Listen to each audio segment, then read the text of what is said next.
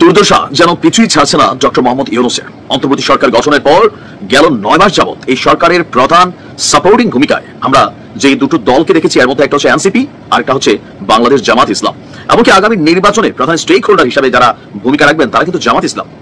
BNP এ পর্যন্ত গেল 2 থেকে 3 মাস যাবত যে শক্ত অবস্থানে যাচ্ছে এবং আগামী ডিসেম্বরের নির্বাচনকে কেন্দ্র করেও যে শক্ত অবস্থানে যাচ্ছে, সেখানে জামাতের একটু সাপোর্টিং পেলেও সময়টা নিয়ে যে আনটিল জুন পর্যন্ত তারা সরকারকে সময় দিচ্ছে, মানে এর বাইরে একদিন না, সরকার বলছে বাইরে আমরা যাবো না। কিন্তু বিষয়টা হচ্ছে অন্য জায়গায়। বন্দর গেল কয়েকদিন যাবত চট্টগ্রাম বন্দর বিদেশিদের কাছে তুলে দিচ্ছেন দাবি করে বিএনপি একের পর এক বিবৃতি দিচ্ছে যে চট্টগ্রাম বন্দর বাংলাদেশের একটা অন্যতম গুরুত্বপূর্ণ বন্দর। ডক্টর ইউনূস ভাবছেন এই বন্দরটার মেইনটেনেন্স বিদেশিরা যদি নেয় তাহলে বাংলাদেশে যারা কলাকুশলী আছে তারা শিখবে, এখান থেকে শিখা ভবিষ্যতে সারা পৃথিবীতে তারা বন্দর মেইনটেনেন্স করতে পারবে, একটা নির্দিষ্ট সময়ের পর তারা চলে যাবে। কিন্তু বিএনপি ভাবছে দেশের সার্বভৌমত্ব, নিরাপত্তা এবং আরো অনেক ইস্যুতে এই জায়গাটা দেওয়ার সুযোগ নেই। শুধু বিএনপি না, এই ইস্যুতে অন্যান্য যারা ছোটখাটো দলগুলোর প্রধান আছেন, লাইক বিপিনুর, মান্না ভাই, জোনায়েদ সাকি আর অনেকেই, তারাও কিন্তু নিয়ে প্রটেস্ট করেছেন। তারপরেও একটা মৌন সমর্থন ছিল জামাত ইসলামের। কিন্তু আবার সেই বন্দর ইস্যুতে ডক্টর ইউনূসের সিদ্ধান্তকে রুখে দেওয়ার জন্য সামনে এসেছে জামাত ইসলাম। জামাতের আমির ডক্টর শফিকুল ইসলাম বলছেন দেশের স্বার্থ যেখানে বিঘ্নিত হবে সেখানে কোনো আপোষ নয়।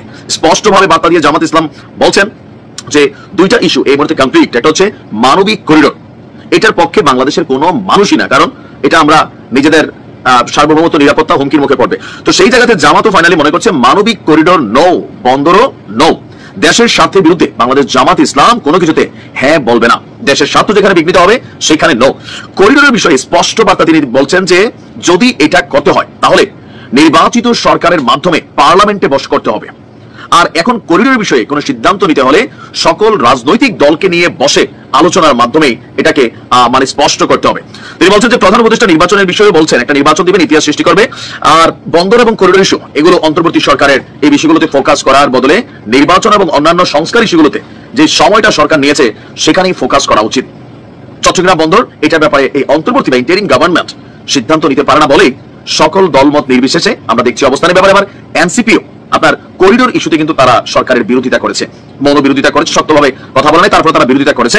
তবে বন্দরের ব্যাপারে সরকারের উপদেষ্টা প্রেস সচিব তিনি বলছেন যে বিদেশিদেরকে বন্দর দেওয়া হবে না, শুধুমাত্র সংস্কার, বন্দরের সংস্কার করার জন্য। এখন এই সংস্কার আসলে কি হবে, সেখানে কি কি করা হতে পারে, কোন দেশ এটার মেইনটেনেন্সে যাবে, ইভেন তারা কতটুকু সাপোর্টিং করবে, কত বছরের জন্য যাবে।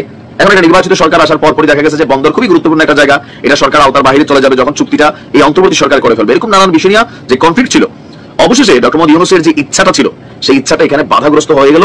ফাইনাল প্যারেকটা ঠকে দিল জামাত ইসলাম। আর এরপরে আমার মনে হয় যে বন্দর এবং করিডোর ইস্যুতে ইন্টারিম সরকারের কোনো পদক্ষেপ নেওয়ার সুযোগ আছে, অথবা জাতীয় ঐক্য গঠন করে সরকার গঠন করে যদি কোনো ভূমিকা নিতে পারে আর কি, তবে সেটা সময় বলে দিবে। ভালো থাকুন।